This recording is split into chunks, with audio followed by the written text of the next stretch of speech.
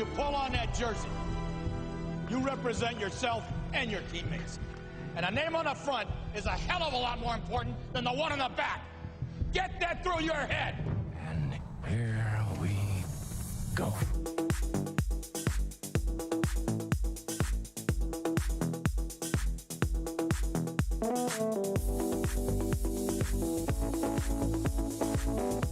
And it is no good. He missed it. Are you kidding me? The season can't end like that.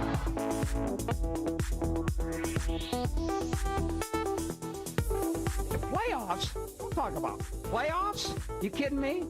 Playoffs? I just hope we can win a game. What we've got here is failure to communicate. We all go a little mad sometimes. Some goofball in a hat and a red shirt. Now he takes off the shirt. He's running down the middle by the 50. He's at the 30. He's bare-chested and banging his chest. Now he runs the opposite way. He runs to the 50. He runs to the 40. The guy is drunk, but there he goes. The 20. They're chasing him. They're not going to get him. Waving his arms. Bare-chested. Somebody stop that man.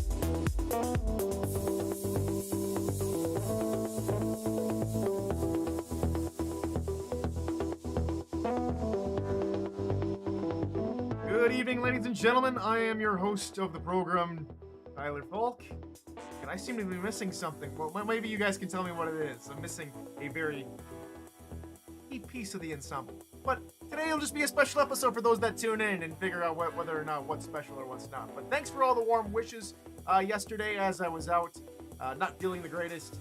I think I just had something not too good to eat yesterday. So glad I'm back on my feet. Glad I'm back to doing the show, and glad you're joining us with me. So, all right, let's put a bow on proceedings here this week, shall we? Let's get to some picks here in Week 10. And for the first time in for a long while, all 24 teams will be on display this weekend. So let's go ahead and get started.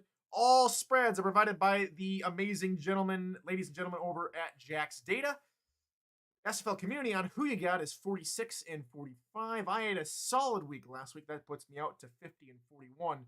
One ahead of Slin Shady over on Swamp Talks picks as well. Those guys also pick on spreads, if I remember correctly. So, yeah, who knows?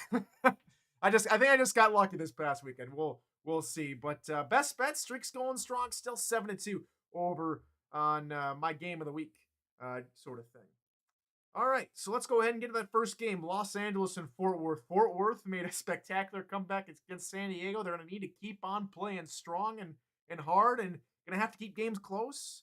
And they stumble right upon Los Angeles. And Fort Worth are 3.5-point dogs at home. And, you know, if slow and steady is going to win the race, kind of like how that Fort Worth game happened against San Diego, where slowly but surely, just the ball kept turning, the legs kept churning, they kept marching down the field, scoring points, and you know, Los Angeles is in trouble. They're a little inconsistent over the past couple of weeks, and Fort Worth maybe just had the spark they need against San Diego, and I think they'll be in prime position to make something happen against Los Angeles.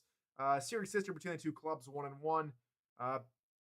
Fort Worth, last 3 games, 2 wins and a loss for Los Angeles. They're on back-to-back losses, so Fort Worth, I think, are in prime position to take that momentum they had versus San Diego and, I don't know, make something out of it. We'll have to see. But I've got Fort Worth covering the spread at least here in Week 10. A lot of games to get to, so these will be a lot more quicker than usual. So Game 2, Houston and Portland. Houston has a lot more to play for this weekend. Portland's season is more than likely over at this point. Nothing official yet.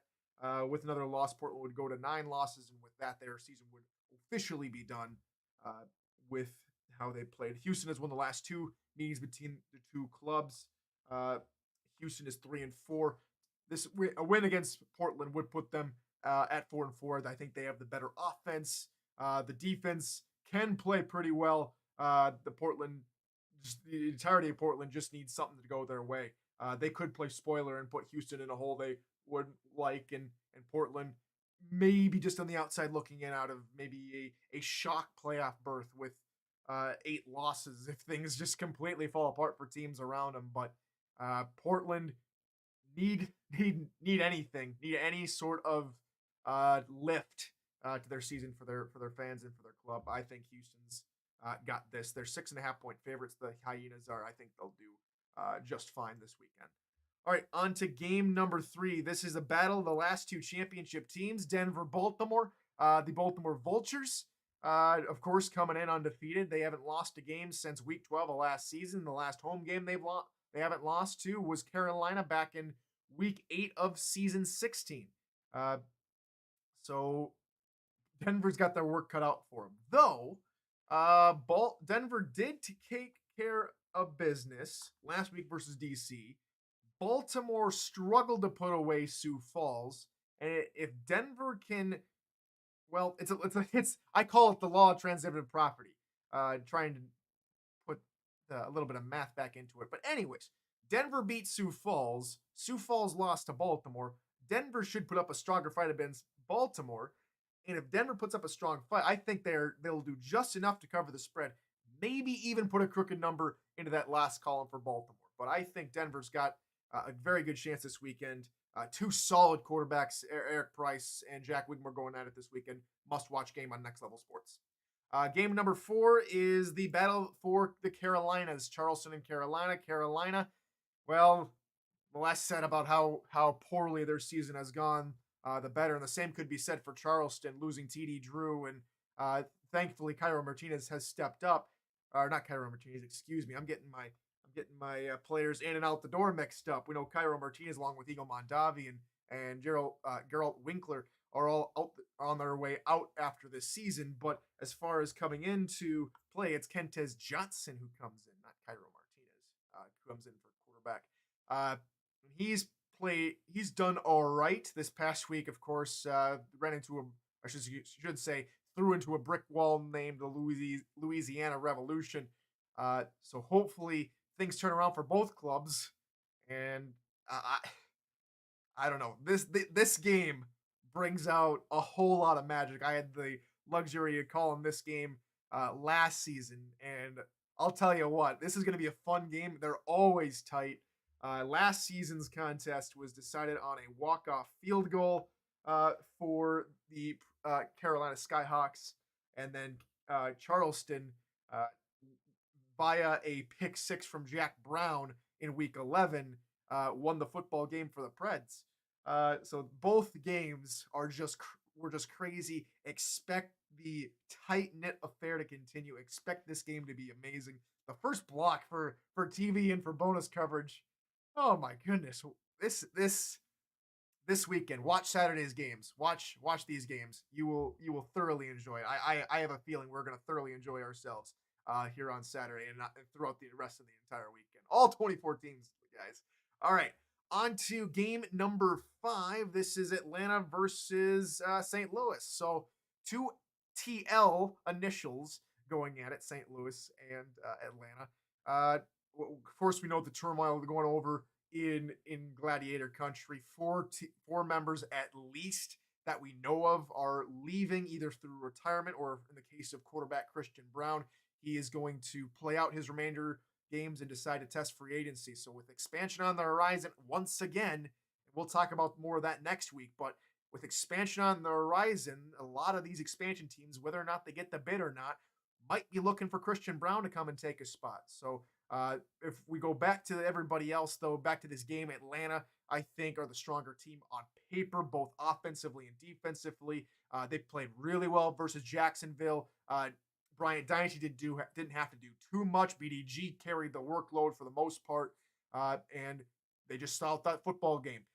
St. Louis is going to have to do everything in their power to, keep everybody in high spirits as they close out what is coming down to a very solemn end to everything that was built in St. Louis over the past couple seasons. Eagle Mondavi was and still is, and unfortunately, hopefully we can see some more of Eagle and Geralt later. But both gentlemen put together a solid group. Eagle Mondavi, of course, being the general manager over in St. Louis currently.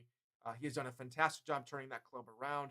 it is a sad sight to be sure to hear of the news that that four of those distinguished gentlemen, are leaving the Gladiators, and I think it's we not a whole. The players on the field don't have a lot of personal emotions. Of course, it's more of a simulation, but I have to think that there's going to be some emotions these next couple of games, especially when they close out the regular season at home for the Gladiators, when they close out against Carolina Week 13, the final home game for these guys.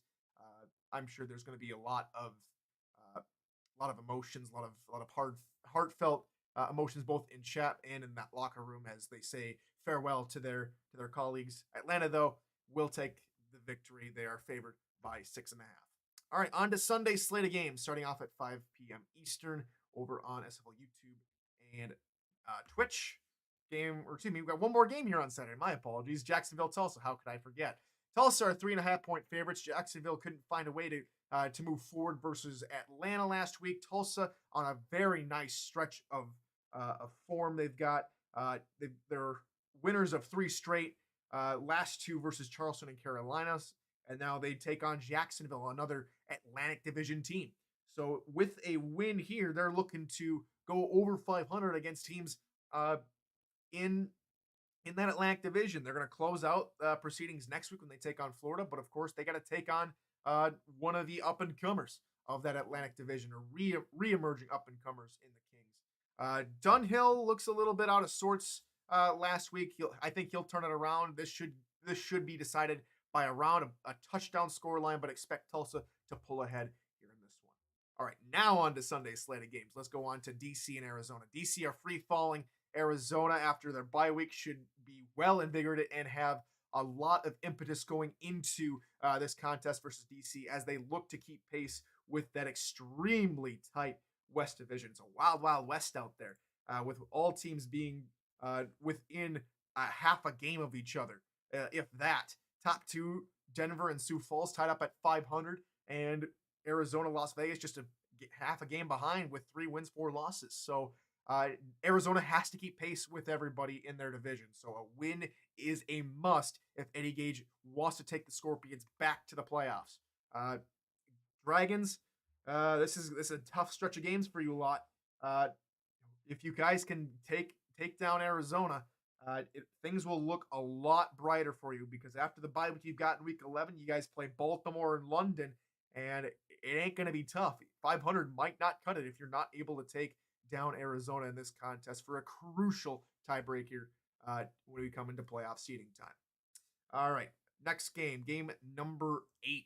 We have Las Vegas and Queen City. The Corsairs are about a touchdown dogs here in this game versus Las Vegas. Las Vegas have not been the caliber of team I've seen over the past season and a half. Their stinginess, I think, has worn away here a little bit. Yes, they did take down Atlanta, but then they come out the following week and weren't able to do too much versus London. Yeah, they kept the game a little bit close, if I remember correctly. But I think Queen City is going to give them a taste of their own medicine, I think this is a trap game for Las Vegas. I think we will see Las Vegas at the 4th spot in the division after this week. I think Queen City plays extremely well. I just got a feeling about Queen City. That's pretty much my deciding factor here. It's to me, I think 6.5 is way too large of a point spread between these two clubs, and I think Queen City will keep this game tight as they look to bounce back. They're 3-4 as well, so 2, 3, and 4 is looking for a playoff spot. Only one can make it to 500 as they will go into week 11. I've got my pick going to the Corsairs. Okay, on to game number 9, Lone Star and Vancouver. And don't worry, Vancouver. I think you guys will win. Lone Star will keep this game tight, though, as it's going to be two more solid quarterbacks, Ace Fennick and Tom Pepper, who we all know now is trying to get a team over in Calgary. The Calgary Buckaroos, I think, is the team name thrown out there by Tom Pepper. So, again, we'll talk more expansion when we get to Tuesday's show next week. But if we talk about this, Vancouver have only lost once to Lone Star, and that was all the way back in Season 10 when Lone Star were based in Dallas, not Denton. Now, Lone Star going to have to go on the road to the great, bold, cold, white north in Vancouver and try and make something happen. I think they will. It's a different type of offense that we've seen, a much more consistent and high-flying offense that either Vancouver will be, either they're going to bet house money and take a jackpot, or they're going to bust and fall flat on their face. That's the type of defense that they are. They allow a whole lot of yards to opposing offenses, and this game should be no different. It all depends on whether or not that defense is going to take away the football from Ace Fennick and company. I think Lone Star keep it close, maybe even win this football game. On to game number 10, London and Sioux Falls. Sioux Falls have not lost to London, and they played all these games on the road. And so, well, I'm going with some trends. London on the road. Sioux Falls weren't able to keep up with a high-flying offense in Baltimore. I think they're going to struggle just as much when they take on a high-flying offense in London. Pickler, I think, should have a solid game. Yes, he'll probably throw at least 3 picks. That's from Johnny Picks Pickler.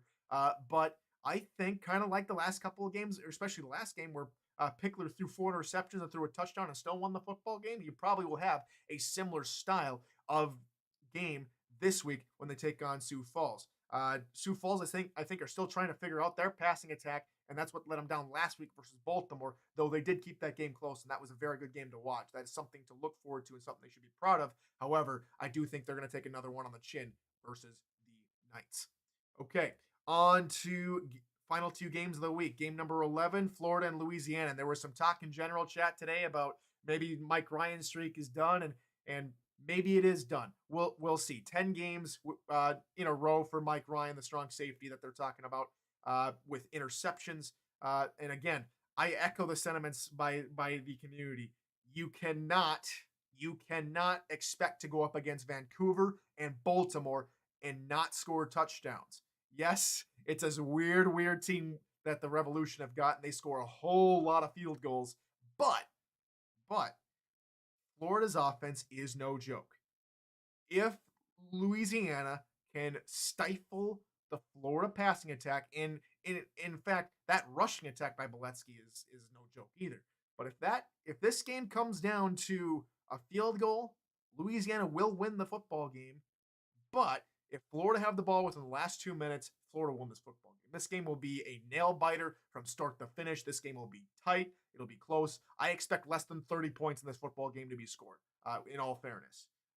If there's more than that, Florida has run away with it and has found every single weakness that Louisiana has on defense, and it'll be an open book for every single other team to look at Louisiana's defense if Florida are able to find it out. So from a Revolution standpoint, I hope they don't. From a neutral standpoint, it's a good game to watch. This will be 9 p.m. Eastern, so the Floridians will have to stay up just a little bit extra going into the work week to watch this football game. Okay, on to the final game of the weekend. This is San Diego and Mexico City, and sorry, Mavs fans.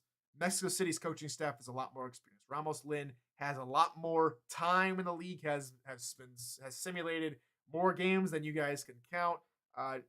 It's been a little shaky for the Aztecs this season.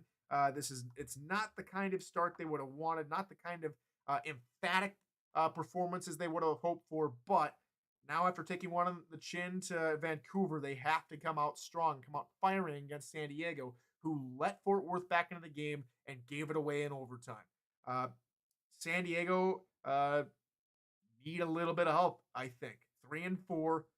If they take down Mexico City, I think they'll have earned the victory, though I think the Aztecs, with that offense, with Ramos Lin and that coaching staff and those players, will find a way to take down the Mavericks and get back over 500. San Diego out of this week.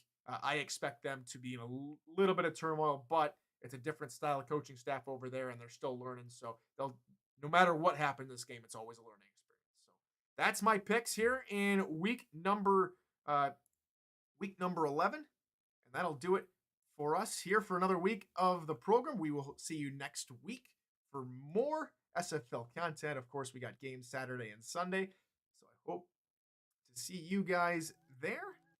This weekend, a couple of games going on, SFL Twitch, SFL YouTube, and of course, over on Next Level. All right.